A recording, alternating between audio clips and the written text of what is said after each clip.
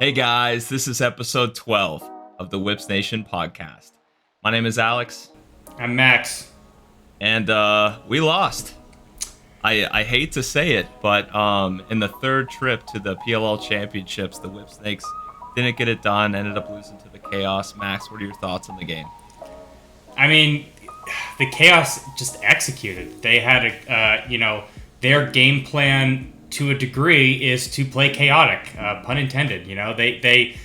They have such great off-ball movement. They're so creative with the ball in their sticks. Their defense, they had a great game plan of, I think Newman said after the game that it was like prevent the swing ball through X, and it really limited what Zed and Rambo were able to do. They didn't really get things going. They didn't really get to initiate that much. And that's where I feel like a lot of the offense is generated from Zed or Rambo beating their guy topside, drawing that slide, and then Rambo specifically with just such great vision and able to move the ball effectively, weren't able to get those guys going. And I think there were a couple of defensive there were communication breakdowns, I think, where there were a couple times when two guys were sliding to the ball, or the recovery wasn't quite where it needed to be, and it really wasn't that. Well, that's my thing is, like, so many times we didn't get that second slide coming down and they'd score off the backside. Sure. Like, I think probably six or seven of those goals had to be from the backside, just like one-on-one with Phipps, just tic-tac-toe, boom. Easy goals, and we had to do a better job at defending that kind of thing. And it really wasn't not to be that guy, but the officiating in that game, holy shit! What happened? Did the refs just forget about who gets to the ball quickest after a shot, gets the ball, like, or is closest to the ball when it goes out off a shot? Like, possession? Like, did they forget about that or what? There were There were for sure a couple of mistakes on that part, but I wouldn't associate the loss with the officials. No, I think not. that. But as much as I do, lacrosse is momentum based. It's a momentum. One team has the momentum, and a turnover happens because of a missed call. The other team gets the ball, they score. That happened twice in the game where we lost possession due to a ref's call, and they went down and scored. I mean. I think that there's always mistakes. I try to tell the kids that I coach that you guys are going to make mistakes. Us as coaches are going to make mistakes, right. And the referees are going to make mistakes. Yep. And you've got to have that instant amnesia where you can't ride your highs too high. You can't ride your lows too low. And you've got a championships team is one that's able to just let that go and not let it kill your momentum. And so I think that coupled with Chaos's excellent execution of their game plan, a couple of defensive communication breakdowns, and it's the game wasn't. It's not like it was a blowout, but it felt not at all. Towards the end, it felt like that gap was a little bit farther than it actually was. Like, it was a relatively close game in terms of the actual score, but in the last 5 minutes, it really kind of felt like Chaos had that arm out, and they were they had their lead, and they were doing a great job of hanging on to it. I mean, they executed. You're right. What else can you say? Up until the last 5 minutes of the game, I was there. I was like, Whips still have a chance to win this thing. Like, we can still do it. We can still do it. We can still do it. And then, in the end, when they just started to put away goals, I mean, it was really hard. And Blaze kind of stood on his head. I just think the most annoying thing ever is that whole 3.2% thing on Twitter after the game. Yeah. Like, that literally pissed me off. Like, that. I mean, that's it's billboard material for them. It drove them for sure. Like, what is that number based off of? Like, fan votes? Like, okay, the Whips had 5%. Like, fans are idiots. Like, we already know this. Like, the fans that actually vote for that thing have no idea what they're talking about. So if they paid attention last season, Chaos didn't win a single game in group play, and then they get to the playoffs, and then they sweep until they get to the championship game. Like, it's what they do. They're sandbaggers. It's what they do. I mean, it seems like they start each season out slowly. I think. Yeah. A big part of their offensive identity is it's less about set plays and it's more about the motion and feeling it. And it takes time for that cohesiveness to come together. And, they seem to always go on a run towards the end of the year. I think that's on purpose. They do that on purpose. For You know, sure. I think of how many games I've been either behind by a couple goals late or ahead by a couple goals late, and what you want to see is you want to see your guys continue to attack. Oh, you got a little buddy behind you. You want to see your guys continue to attack and score goals. You know, and you don't want to play not to lose. You want to play to win. And when the Chaos, I can't remember who it was. I think it might have been Byrne, put one away with like 5 or 6 minutes left. I was like, no, they're still attacking. Like, this is going to be tough. It's tough to overcome when the other team, they're not just trying to kill the clock. They're still going after the goal. And that was, you know, that was the kind of stamp on it. Yeah, I mean, that's all I'm going to say about the game. I'm flushing it, Max. I'm clearing it from my memory. Instant amnesia. Taking it out. Boom, it's gone. Focusing Heck of a on season. next season. Yeah. You know, make it to the championship 3 years in a row. I mean, that's obviously impressive. You know, but hats off to the Chaos. Look, I you know, you got to give credit where credit's due. They played a heck of a game, and they executed. Whips will be back. I'm not worried at all. We just had an incredible interview with Coach Stagnitta. The guy's a mastermind in the offseason. He's going to get us back, guys. Keep the faith. Keep the faith. Whips will be back. Just like my fantasy football team. No. Coming up off a week 2 loss, I came back and played you, Max, and had a pretty impressive victory, 162 to 130. You gotta get that. You got to get that Derek Jeter gift basket and send it to AJ Brown for only playing the first 5 minutes of that game. Yeah, thank you for points, the third of a point, AJ. I appreciate that. And then I had Matt Prater, who misses his 68-yarder between AJ Brown actually playing and Prater making that. Although he was never going to make a 68-yarder, that's ridiculous. I don't know why you go for that, but because Justin Tucker made a 66-yarder right the next game. Yeah, still, I don't know. I mean, it is what it is. I lost. Yeah. AJ Brown. Yeah. Who do you have this week, do you know?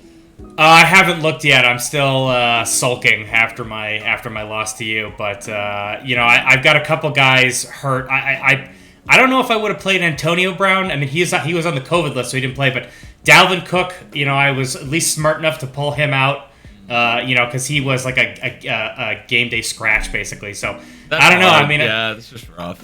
I've got Jamar Chase, who is a rookie, but he's been kind of tearing it up. He's kind of an animal, yeah. I'm thinking he's working his way into the starting position, into a starting role, but I've got like really 4 wide receivers that I really like. You know, it's just you know, AJ Brown got hurt. It's like I'll probably pull Brown will probably be the guy that I sit this week because you know, his hamstring is week to week or whatever. So I'll give the kid a flyer this week. Gotcha. Yeah. Once again, I'm gonna plug our Whips Nation Discord. If you guys aren't part of it, it's in my Instagram link, Twitter link. Join the Discord, talk with the fans, engage. It's gonna be a fun off season. We're doing a bunch of different things in there. So yeah, go in, make some friends with some new Whips fans, and I think you'll have a good time. Max, what's the fitness update? Finally convinced my brother to switch away from a full body push, full body pull stuff. So those workouts were getting up to like an hour and 40 minutes long, and I'm like, man, I got stuff to do. So let's switch this to a push pull leg, and hopefully that'll go well. We'll see. Should be fun. What about you? Still doing your 5 days? No, I'm kind of pivoting because my 5 days I didn't have any rest days in between. So I was just like sore and kind of like beat up like all week. Yeah. And I'm still going up in weight just because I haven't worked out in like forever. So like my weight is still going up, which is good, but I'm not going up by as much as I think. So what I'm doing now is I'm doing 2 compound lifts on Monday, Wednesday, Friday. And then Tuesday, Thursday, I'm doing like kind of like a stretch mobility day. Gonna just like get the lactic acid out, maybe take a light jog, hit the sauna, do some pretty heavy stretching, foam roll, that kind of thing. So just kind of take care of myself, yeah. Getting in your late 20s, you're learning. Yeah, it's not all about how much weight you can throw around. It's about how good you feel. Exactly. That's exactly right. And I'm kind of changing from like trying to hit like 4 to 5, going heavy as far as like reps goes per set, and moving to like a 10 to 12 type of rep at just a slightly lower weight, just to kind of get, you know, my range of motion down and really focusing on volume. So we're gonna see how that works. So far I'm loving it. So. Sure. Great. Awesome. So, Max, I'll kick it off to you, and you can kind of get us to the interview. Yeah, hey, look, we Alex and I are both coaches, and getting to interview a guy like Jim Stagnitta is just, it's like a dream. I mean, he is about as good of a coach as there's ever been in this game. You'll hear about his accolades and all that stuff when we intro the interview, but it was a great interview. It was a lot of fun. He's a great guy. He's funny and very smart, and this was a really fantastic opportunity for both of us. I hope you guys will really enjoy it. So without further ado, here we go. Hey guys, this is the Whip Station podcast, and we have Jim Stagnitta here, head coach of your PLL Whipsnakes. He grew up in upstate New York, went to Minoa High School, Syracuse, played at Penn. He was assistant coach at Penn, head coach at Washington and Lee, Rutgers, the Denver Outlaws, Charlotte Hounds, Arcadia University, and now the Hunt School and the Whipsnakes Lacrosse Club. He was the 2013 MLL Coach of the Year and two-time PLL champion with the Whipsnakes. Welcome, Coach Stagnitta. Thank you. Of course. So before we get started, Max is going to give you some rapid-fire questions. They're just one-word answers. So take it away, Max. All right. So however long you feel like you need in order to answer these questions, but they're your questions, so answer the way you like. So box or field? Field. Most fun to coach, PLL, college, or high school? PLL. New York or New Jersey? New York. Behind you, who's got the best hair on the Whips? Going to go facial hair, and I'm going to go with Brad Smith. Yeah. Mm-hmm. After a game, what's your go-to drink? It's easy to drink beers after wins. After losses, I may go directly to vodka. Sure. Yeah. And if you could have one current Whips player as a high school assistant coach, who would you take?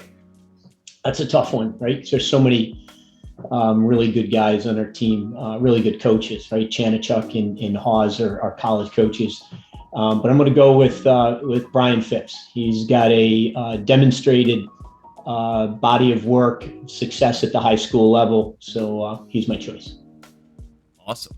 Awesome. So let's kind of start it off at the beginning, Coach. How did you get into lacrosse? It wasn't as a player or as a coach? As a player. As a player. It's kind of been the story of my life. I played baseball, football, and basketball all through, up to my sophomore year in high school, honestly. And that's when I got bored with baseball. Maybe it was my best sport at the time, but I had had enough of it, and I walked on to the lacrosse team. Literally had made varsity baseball as a sophomore early, and walked away from it. And one of the most humbling things I've ever done, right? Because I was a 3-sport athlete and playing basketball and football. Moving over to lacrosse, it was at that age, and at that point, growing up in Syracuse, certainly everybody else was much more advanced than I was at it. And but that was, that's why I tell kids all the time right now. They say, well, I haven't played long enough. I mean, I started playing lacrosse as a sophomore in high school. Was there anything when you first started playing that you really struggled with, that you felt like you were behind? Yeah, passing and catching. Sure. Honestly, I mean, having, played basketball, the whole defensive concepts were, obviously very similar. Rotation, slides, footwork, that was all fine. Playing football, I was quarterback, so understanding the flow and the physicality of it was fine. But passing and catching, when somebody it's these guys make it look easy, but when someone's banging on you and you're running full speed, and you're trying to do multiple things at one time, and one of them is catch a ball and keep it in your stick, much less using your offhand. And certainly I had a lot of work to do in that. That's probably the biggest thing that I see too, just coaching high school guys. If we get anybody that baseball used to be their primary sport, they're great in partner passing and just catching the ball for the first time, probably better than other kids if they hadn't played baseball. But as soon as you get them into like a live drill, like a 3-on-3 or a 4v4 or a 2v3, if there's any pressure on the hands, it's like you don't really get that in baseball or a lot of sports actually, where there's constant pressure in your hands and you're trying to make a super technical play happens. So, I say it all the time. I mean, everybody looks Yeah. good playing catch on the beach, right? Right. As soon as someone's chasing you around and you got a helmet on and they're banging on your hands, it's a whole different, it's a whole different world. Oh, for sure. Yeah. Now, kind of kicking it to your coaching career, how did that get started? I know you played at Penn, and was that your first job outside of coaching? Was it assistant coach, or did you have? No,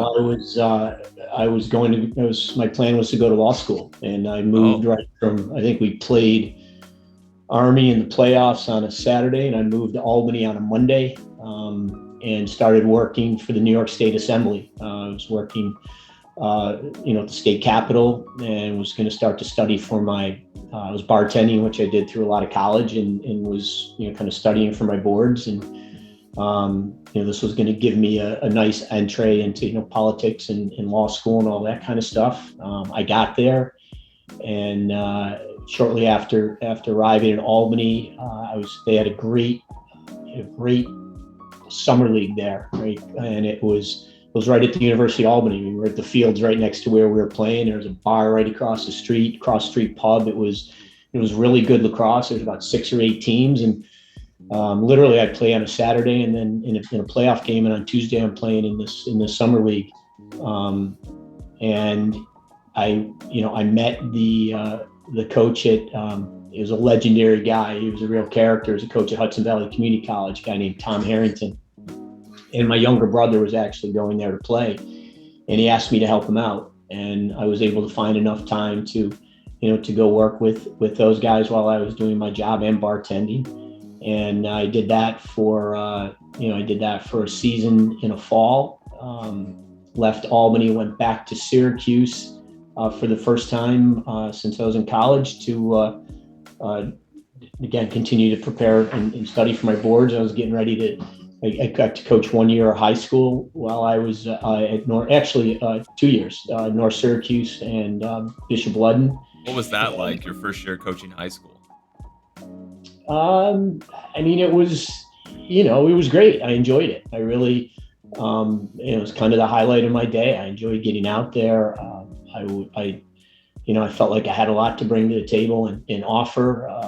It was town, grew up in Syracuse, and certainly, lacrosse there was big. I was fortunate enough. I had 2 great mentors at that point, one being Laddie Horrell, who really, my high school coaches in these guys I coached with early on really, were kind of the guys who really kind of fueled my passion for it.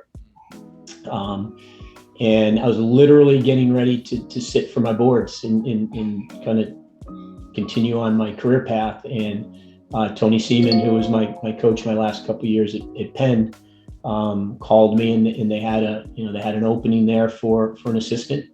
One of my teammates had moved on, a guy named GW Mix had moved on to be the head coach at Franklin Marshall.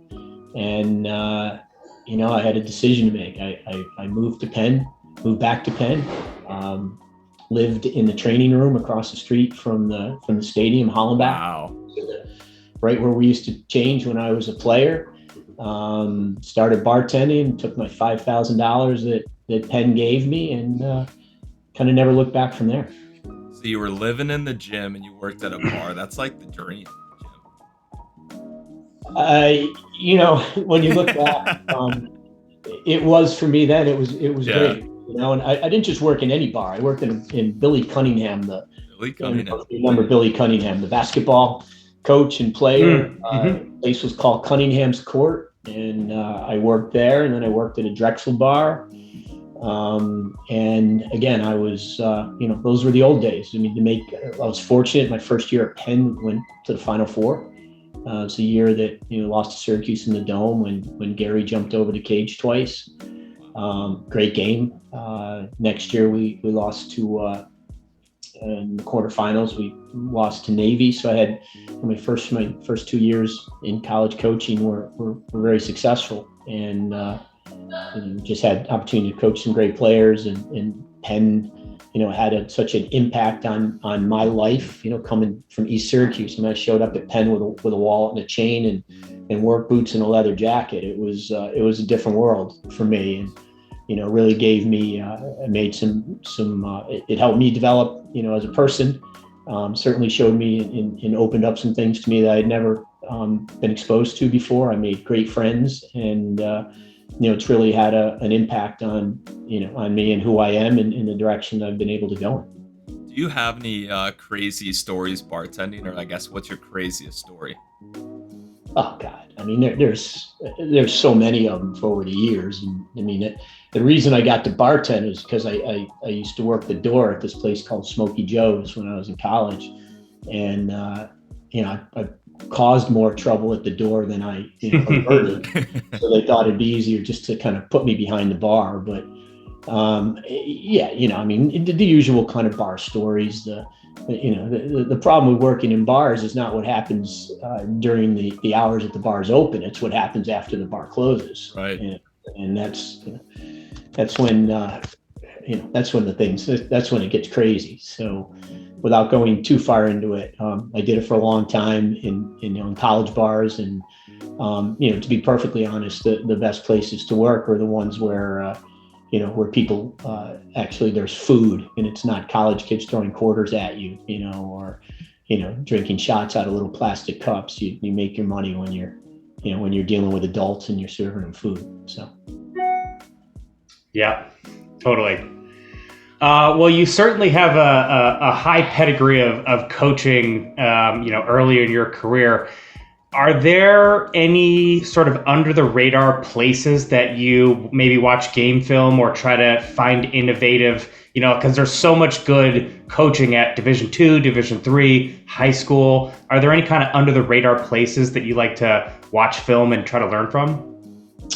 Well, again, I particularly early on in my career, spent a lot of time at basketball practices, watching basketball film, kind of developing a different way to kind of approach offense. I think defense is it's pretty consistent, but there's so many different things you can do offensively.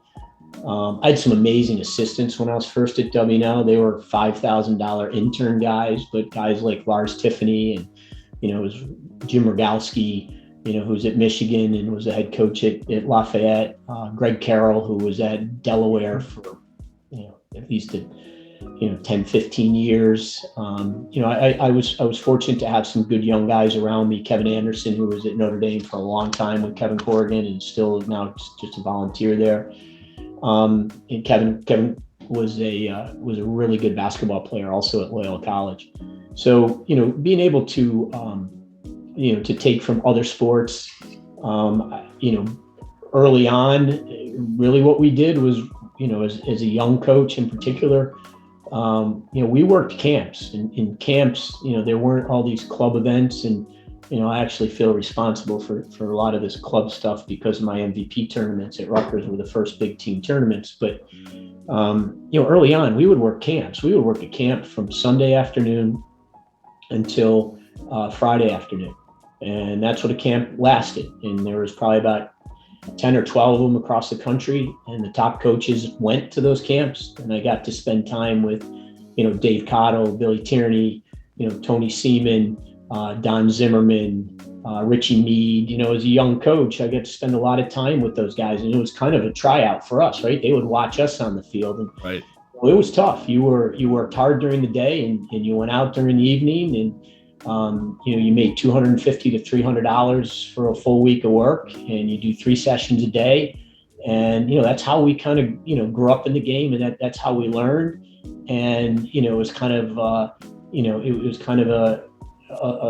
an opportunity to really observe and learn from some of the legendary coaches in the game, right on the field and watch them. They did the same things we did, and that's not necessarily, the club thing is kind of taken that over, and the amount of money that's in it, and these guys get paid right now is amazing. But, when I got married, and I got married in Baltimore, I went right from the Princeton camp to my wedding. And, I remember pulling in, I got a Princeton tank top on, and I'm burnt to a crisp, and this beautiful hotel in the Inner Harbor. And I come in there and I have all my stuff, and my future wife's stuff, and I'm standing there and nobody will help me because they think I'm a cabbie.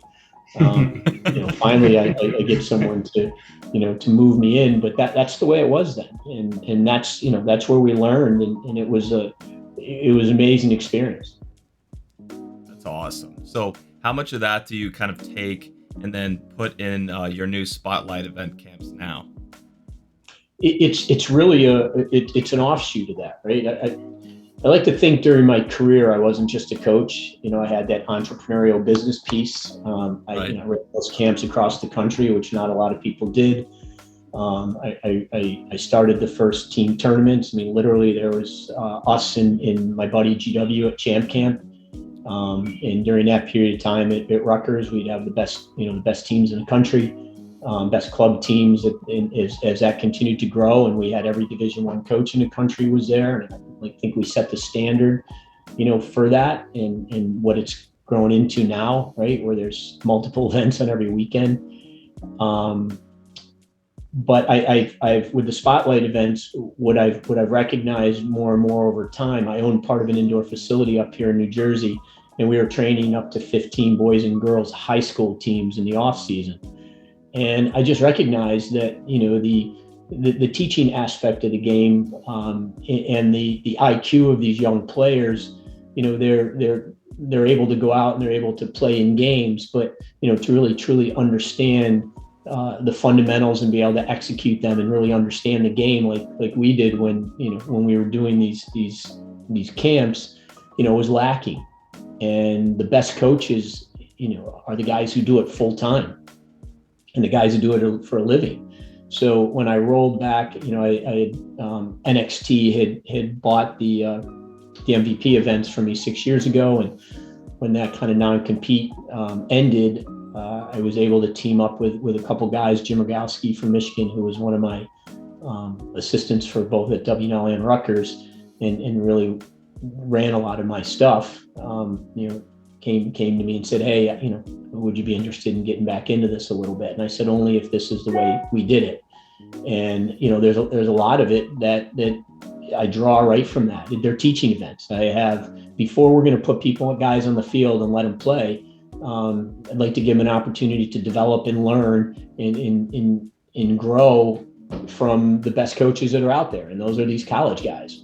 And so I've kind of combined the idea of development and exposure, right? Give them some of the skills and help them to develop, and then let them go out and play. And if they are going to play as a team, let's not make it look like the NBA All-Star game, right? Let's be coached by college coaches, and that way when coaches are evaluating guys, they get a real true evaluation, right? Can this guy play in an offense? Can this guy play team defense? Can he share the ball? Is his IQ and ability to adapt to situations in a team setting?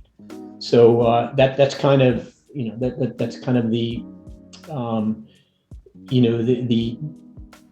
the basis for what we're doing now with the Spotlight events. There is exposure, but before there's exposure, there's a great opportunity for development. I love that. I love how you're merging that. You're getting that spotlight, you're getting that exposure, but you're also, developing these athletes. They're getting coached by college coaches. Where can people find more information about that? Just the website, spotlightlaxevents.com. The events are listed there. There's just a few of them. But the staff and the people that are working these events are amazing. This has been great for me because I get to go back to some people that I originally started, with, and bring back guys like Dave Metzbauer, I've worked with and has been with me in things that I've done since I started in this. And Mark Van Arsdale, somebody used to bring out amazing coach, used to bring him out to California and Texas with me. These are all guys that, these older guys that I have a ton of respect for that really do a great job. And then I bring in these younger guys, right? These younger coaches, and these younger coaches, they're curious. They never get a chance to work with people like this. They help each other. They get to grow like we did. They get to learn, and they ask questions like, "Hey, how do you how do you get these guys? How do you know these guys? And it's something that hasn't existed, right? Lacrosse, took on that little bit of that football mentality. Everybody's closed and everybody keeps to themselves and they keep to their own staffs. It's all super political. It's crazy. And it's all over the country too. It is. And it's, it's become very incestuous in different areas and within different teams. And to me, I was able to, I learned so much from all these other coaches, and they're so, open and gracious. I mean, these guys, you back to the Billy Tierney's and, and the Tony Seamans and these guys were, they were at my wedding. Like, these guys, they raised me in lacrosse, and, it's, they're a big part of any success that, that I've had in my sustainability and actually my love for the game. Awesome. So you've obviously had a ton of success in the PLL, winning a championship in 19 and 20.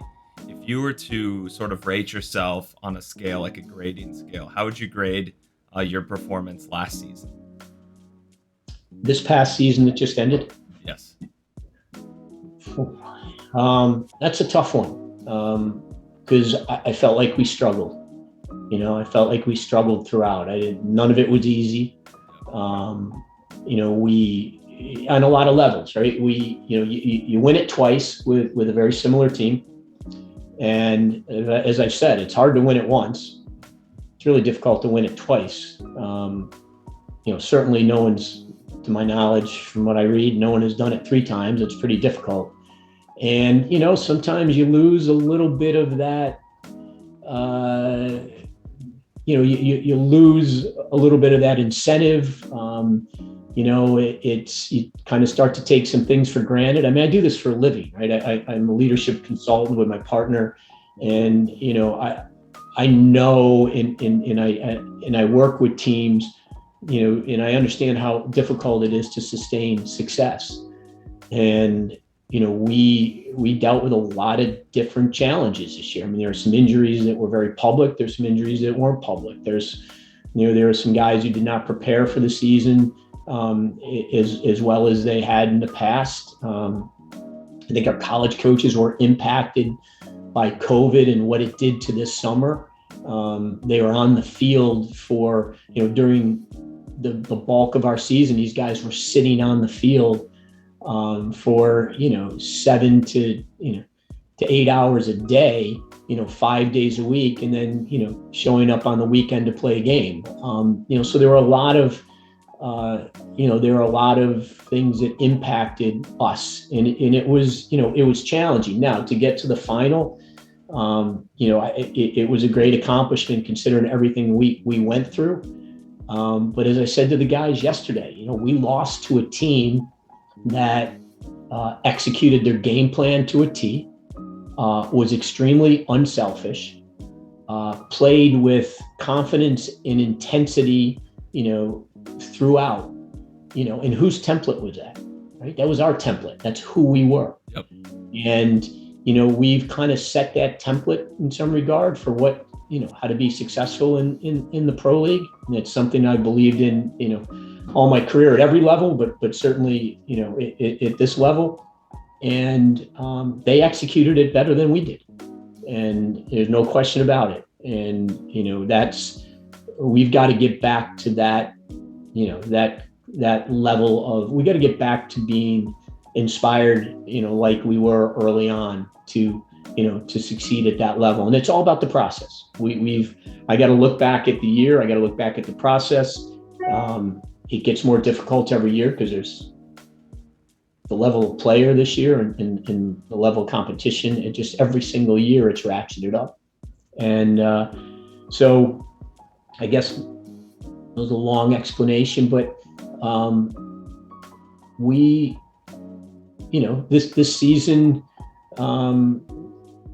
we have our challenges in every season, but this was a tough one. I mean, you can't rank it too low because we got to the final, right? And even in the final, we had our chances and we had our moments. But,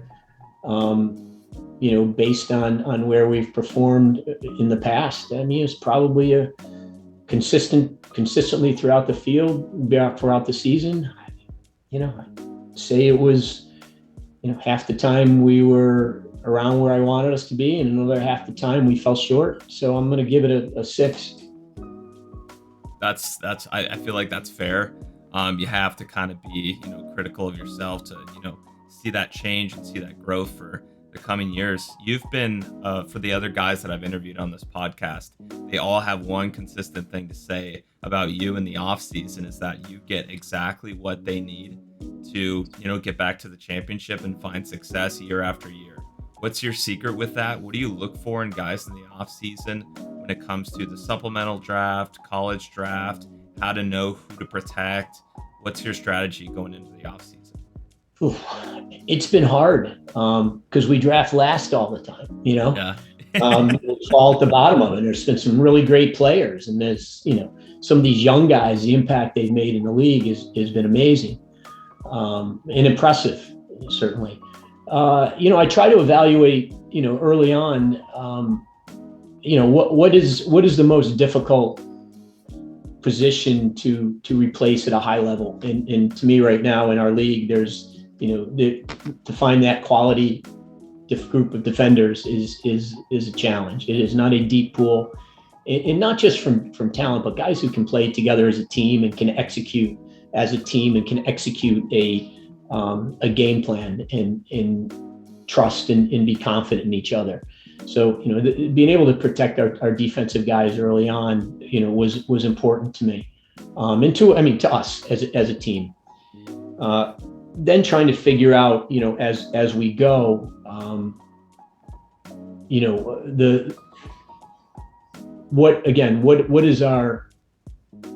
what do we need to replace? When I evaluate at the end of the year, it's okay, where's our strengths? Where's our weaknesses? Where do we need to get better? And who can get us there? And who gets us there isn't always just the best player, right? It's the best fit for us. It's the person who's going to fit in our locker room. It's the person who's going to buy into who we are and how we do it. And that takes some work and some background. And I'm fortunate enough to have, college coaches who give me great insights, and my players give me great insights on the guys. But it gets, it gets more difficult as you go, just because the quality of player, at the top in this league is so much, is so high. I mean, this year was a challenge, losing to Jeremy Sieverts and a Brett Schmidt doesn't seem like, a great loss, because of, they were both, weren't at the prime in their career anymore, but the contribution that they made in, when we needed them, their ability to step up and fulfill a role and make a play. When guys went down this year, we didn't really handle that as well as we had in the past. And then losing Ty Warner, I mean, that in itself, that he literally, he was a defenseman. He could go out and play anyone, anywhere on the field. And he took a lot of pressure off us defensively. So, we had, and Joe Lacasio was that, he was that Swiss Army knife guy. He could do a lot of different things for us. You didn't recognize him because he didn't need the ball. He would, he'd be our first dodge, our initial dodger. He did a lot of things for us. So in that regard, we were replacing, a number of pieces. And, when you look back 2 years ago, we lost a significant amount of depth when we, in the first expansion draft. We lost some really good players because we chose to protect our defense, which I would do again if I had the choice. But that quality of depth, Connor Kelly, Drew Snyder, guys like that, they provide you with something that's really important in this league, is when someone goes, when you need that quality of depth and that balance of play, so trying to replace and plug those spots, considering where we've been in the draft and where we've fallen in these drafts, it's taken some time. My staff has been amazing. Like, Mike Murphy and Brian Grady were really good at supporting me with that, as are my players. I mean, they give me great insights, and I respect their insights, and I want to hear their insights. Awesome. Max, you want to close this out? Coach, it's been really great to have you. I as a young coach, I was thinking Alex and I probably combined have about a third of your coaching experience. But as a younger coach, I'm always looking for, how can I take my game to the next level as a coach? So I really appreciate a lot of your insight, and it's been great to have you here. Thank you. Awesome. Thank you, Coach. I appreciate it. All right, boys. I appreciate it. Thanks for including me. I've been watching my guys on this, and I appreciate all you guys do for the Whips. Just like that. Episode 12 is in the books, and it was fantastic to have Coach Stagnitta on as a guest. If you enjoyed this video, please go hit that like button for the YouTube algorithm and subscribe for more Whipsnakes content.